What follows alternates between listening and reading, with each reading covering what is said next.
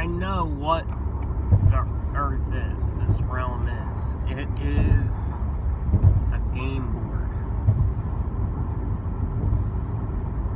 It's literally a game board, and that's why it's flat, that's why it's domed. That's why you see these old pictures back in medieval Victorian times. You'd have these giant, you would see the depictions of these giant chessboards, like in Alice in Wonderland and whatnot. That is a depiction of what's going on here. The book of Job in the Bible. And there's mad truth drops of it. Like, remember in Star Wars, the game they play that's like chess? That's a huge truth drop, and that is showing you what this place is. It's a virtual environment. And we're actually outside. Like, that's where we are. We're in the game. You know, where they look at the little domed board and their character, they make a move in their character. It's like a hologram within the bubble of the game.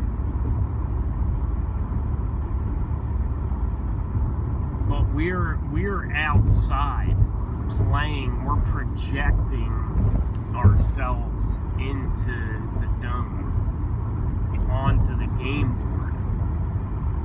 And it's not everyone that's here. It's not 6 billion people or 7 billion people or whatever the fuck, however many people they say are here. I don't know how many people, it might be as few as 2 people playing. I don't know. Could be thousands of people playing. Could be 1 million people playing. Could be like 7, 12, 13 people playing. But regardless, it's a fraction of the avatars in the realm. And we're not in prison. Like, it feels like a prison planet, but we're not in prison here. What is going on is just the game is just that fucking good. Like, you know, like I know you've all been playing Resident Evil back in the day, or Doom or some shit at like 2 in the morning, smoking weed, you come home late, whatever, you're playing video games all night, and someone comes into the room and it scares the shit out of you because you forgot you were playing a video game. Like, you can get so sucked into a game that you project yourself into the game. You identify so strongly with the character. And you could think of it as like a strategy game. Like, it's not a one-to-one relationship of players outside the game to avatars within the realm, within the game. Like, one person, you know, imagine like StarCraft or Warcraft or Civilization or something, Age of Empires, some kind of strategy game, where you're selecting whole swaths of people. You can select whoever you want that falls into your camp in the game, you know, and you can give them a new desire. You can give them a new will or motivation, and that's like us. Like, we don't know why we do anything. We just acquire new desires out of thin air, and then afterwards we rationalize our motives to try and continue a cohesive narrative, and we kind of iron it all over to make it look like one story. But the truth is, I mean, if your player clicks on you and gives you a new motivation, you're going to turn on a dime like that, and there will be a reason for it within the game, because that is how the engine of the game is set up. It's not just a physics engine. It's like a metaphysics engine. Like, it doesn't just plot out the trajectory of a moving object based on it doesn't just map out the virtual trajectory of a moving object based on the input of the players. It actually maps out the not just physical trajectory but emotional feeling. It maps out the feeling of an event. Like, it's like a metaphysical engine instead of a physics engine for the game. So, like, whereas we understand games, like, you say move here, and the physics engine of the game is going to show that ball rolling where you threw it, or an avatar moving to where you send him. But in this game, like, when a player selects an avatar and says move here, the physics engine of the game doesn't just generate that mapping of the physical path of the body, but it actually maps out the circumstances, the causal chain that causes that character to move, which is crazy because it wasn't there before. So it also has to back blend that causal chain back into what we perceive as the past, which doesn't exist because we're in a virtual environment, which is whatever's happening right now in the bubble is all there is, really, you know? But it has to make it make sense to us, who the nature of the game can't be that obvious to us. You know, it's like being on TV. Like, you don't act the same if you know there's a camera there. So when a player takes an action in the game and the metaphysics engine of the game implements that and maps it out in the realm, it also needs to back blend in a causal chain as if the physics of the universe from the beginning of time, which doesn't exist, like, not what we think. We're just in a round of a game right now. But it has to back blend that in, and that's where these memory wipes and Mandela effects and shit come into play, because there has to be a certain amount of editing, like I said, to make to create a cohesive narrative.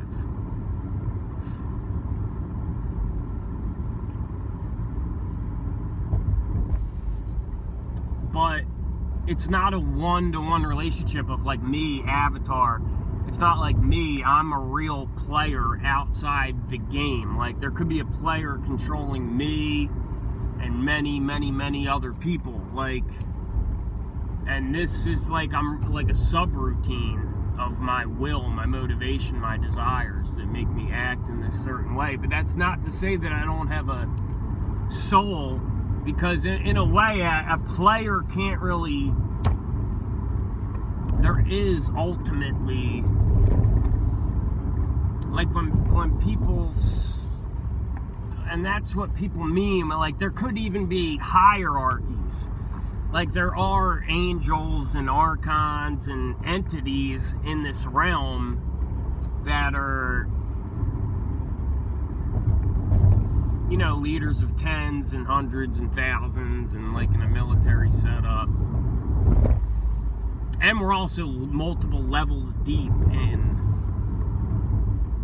games, you know, and virtual environments. So when people, you do have a higher self, and people do come into contact with that. Like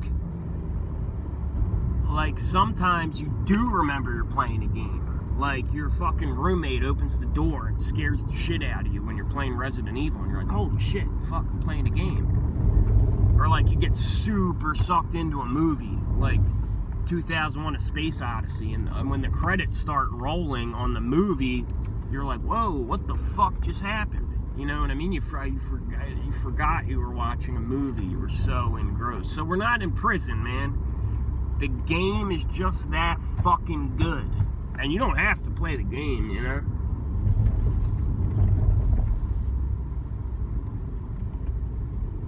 And it's also like, so what does that mean? I'm not real? Like, well, I mean, is the avatar in StarCraft or Tekken real? No and yes, because you're imbuing him with your spirit in a way, you know? Like, you're acting through the avatar, so either way, you're a consciousness, you know? You are. The other thing I want to talk about, all these mudflood, all the ancient buildings destroyed, you know, all the mountains that are really buildings and all. This is like clearing the board between rounds, like because they use the board multiple times. They're not just gonna scrap the whole environment. But obviously, you know, when you start a new round of the game, like, you need to clear off to create a fresh narrative, for the narrative to be cohesive, and just for the game to be fair in the sense of whatever rules, you know, apply to that game on a higher dimensional level. Basically, they need a fresh start. And you see this like in movies like Independence Day, where they have the ships all over the world, or with the lasers blasting down on all the buildings and clearing, you know, just evaporating all the buildings. Or in Hitchhiker's Guide to the Galaxy, where they have the ships around the whole globe, and, you know, bang, like the lasers and shit. That's what we see here when you see these melted buildings, or the buildings that they say they carved out of rock, which, you know, they didn't fucking carve out of rock. They're melted buildings. And that's like at the end of a round, and it's not really a reset in that sense. Like, to us, it seems like, oh my God, that's horrific. They're destroying the realm, but that everyone knows what's going on when it comes to that point in the game. I mean, the game's over. Everyone knows that it was a game at that point, and the board needs to be cleared for the next round of the game. Like, yeah, so that's it. They got these ships and shit in the sky, like an inkjet fucking printer. They send out the frequencies, liquefy all the fucking earth, all the buildings start sinking, whatever, you know, they can't burn out, they flood over. It's just like kneading dough. It's just like kneading a dough, a loaf of bread. They turn it over, and they want it nice and smooth for a fresh fucking pie. A fresh piece of pie they're gonna bake in there. And, I do feel like we're getting to the interesting part of the game here. The interesting part of the round.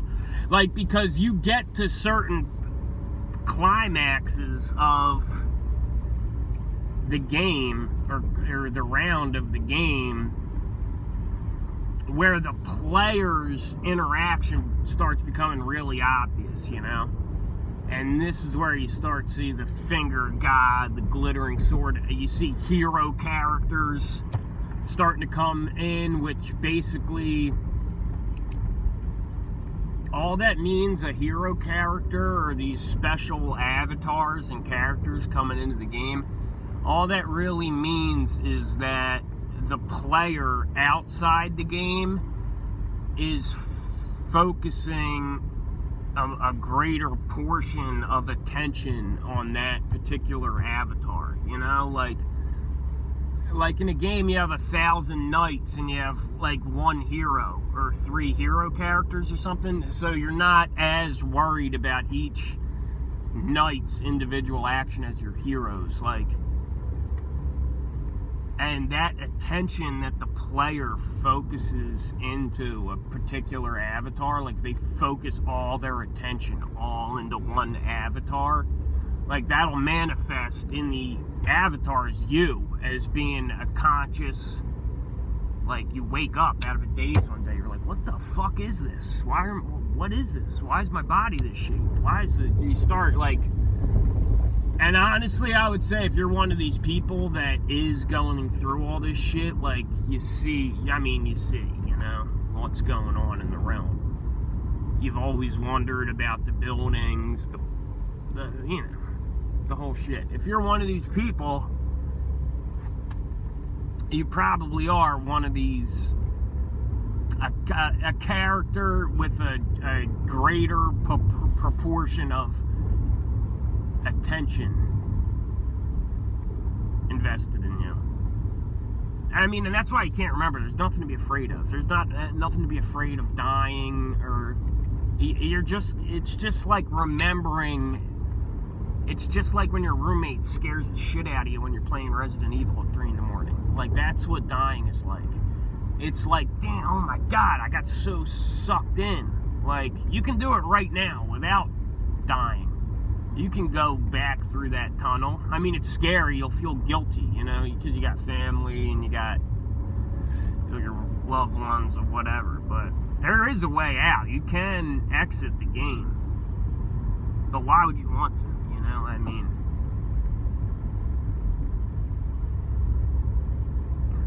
pay good money for it.